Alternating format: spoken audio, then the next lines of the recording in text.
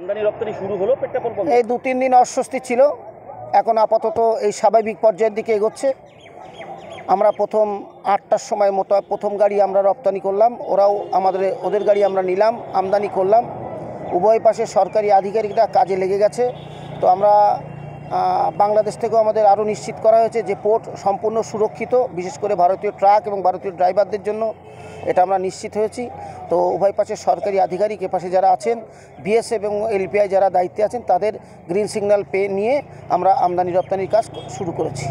আজকে কত ট্রাক আমদানি রপ্তানি হতে পারে? মানে আশা করছি বাংলাদেশ থেকে 100-র কাছাকাছি গাড়ি আসবে, কারণ ওদের ভেতরের পরিবেশ এখনও স্বাভাবিক হয়নি।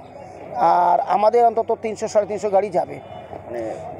একটু জড়তা কাটতে সময় লাগবে, বেশ কয়েকদিন একটা অস্বস্তি ছিল, তো পরিবেশটা এখনও ওপাশে কিছুটা থমথমে আছে, তবে স্বাভাবিক হয়ে যাবে, রপ্তানি আমদানি স্বাভাবিক চলবে। পেট্রাপোল যেসব পাশে যেসব বেসরকারি পার্কিং, সেখানে দেখা গেছিলো যে মাছের গাড়ি, টমেটোর গাড়ি দাঁড়িয়ে রয়েছে। মাছের গাড়িকে তো অনেক আগেই থেকে আমরা আলটিমেটাম দিছিলাম, কারণ ওপাশের আবহাওয়াটা আমাদের কিছু জানতে পারি। তারপরেও কিছু রপ্তানিকারক, বিশেষ করে পেরিসেবল পচনশীল, তারা গাড়ি এখানে নিয়ে এসেছিল। ওদেরকে আগের থেকে আমরা বারণ করেছিলাম, তো আমরা বারণ করে দিয়েছিলাম যে তোমরা এনো না। কিন্তু এটা হচ্ছে তাদের ফাটকা, হঠাৎ করে কিছু গাড়ি নিয়ে এসে ব্যবসা করার এগুলো করা উচিত নয়। কেননা যেখানে আমরাই নিজে দ্বিধাগ্রস্ত, প্রশাসন আমাদের বারণ করছে, বিএসএফ যেতে মানা করছে, সেই পরিবেশ তো ছিল, এটা তো অস্বীকার করার জায়গা নেই। এখন মোটামুটি শান্ত হচ্ছে, চালু আজকের থেকে হলো।